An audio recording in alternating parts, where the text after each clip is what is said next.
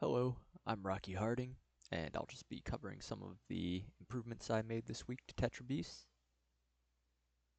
Uh, I made two big changes this week. The first one is a combat log that I've added to the gameplay screen. It can be turned on and off in the settings, this little checkbox here. We'll keep it on right now. Start up the first level. As you can see in the bottom right corner, there's this new panel. It's our little combat log. Right now it shows the damage that players do and the damage that players take. It also shows healing, announces boss specials, and when the player uses their own special. Let's see if we can get a healer. There we go. So as you can see, if you hit pause, you can scroll through your combat log and check what's going on or what's been happening to help give the player a better idea of what's been taking place during the gameplay scene. I've tried to color code some of the different text to make it more identifiable. I'm still workshopping how to frame each text. Like right now it just says Ram took 1 fire damage from floor effect. So I may add the fire floor effect to the text. I may try and minimize it. I'm not sure if I want the player log being spammed with all this passive environmental damage that's going on, because obviously they're taking constant damage, so that's just going to be flooding the log. But you can see that we can turn it off, and as we're playing, it will still keep track of everything that's going on, so that if you decide to turn the player log or the battle log back on, it will show everything that's been happening. So we just dealt some damage to the castle. As you can see here, it was tracked in the log.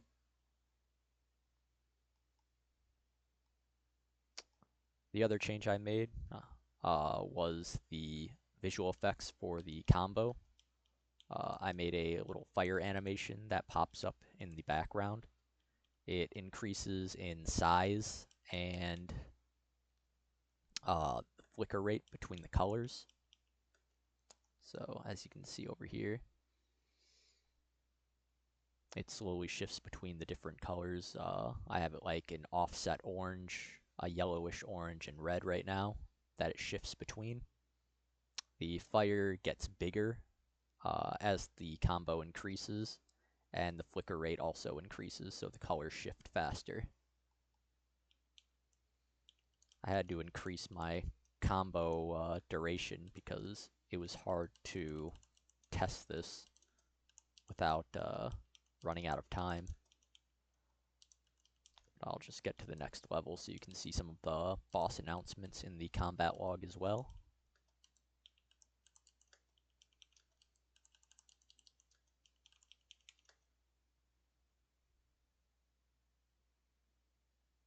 Alright, just go with this, doesn't matter. As you can see, the combat log has been cleared at the start of each level. It will clear the battle log just so it doesn't keep accumulating and making it difficult to tell what happened in which level. It also has a maximum size of 120 lines. So after it has 120 entry lines, it will start erasing the oldest entries to make room.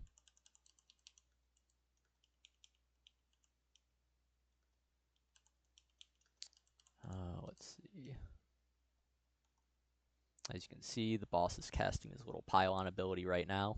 So you can see boss uses pylon shield.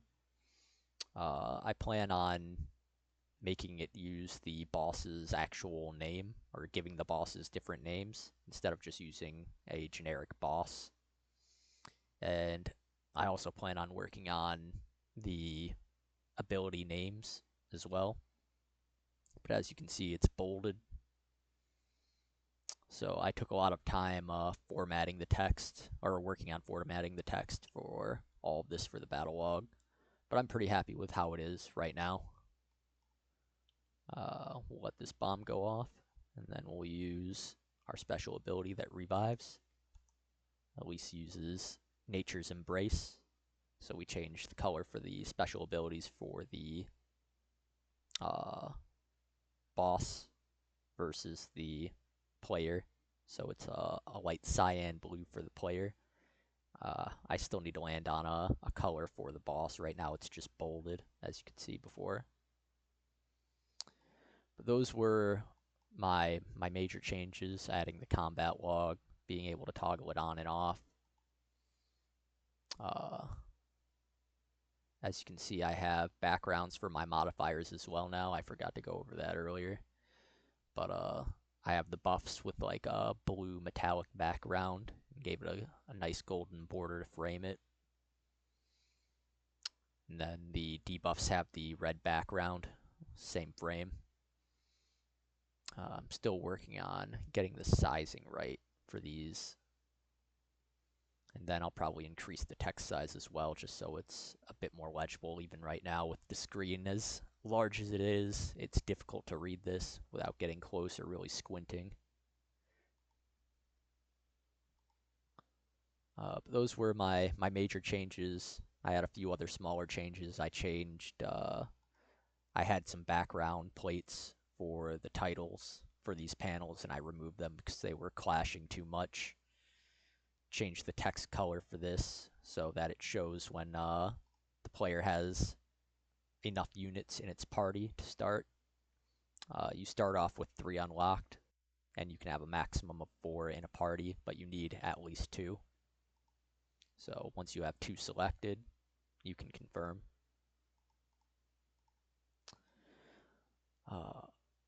Other than that, I don't believe I had much else. So I will be back with you later this week for more updates. Have a great day.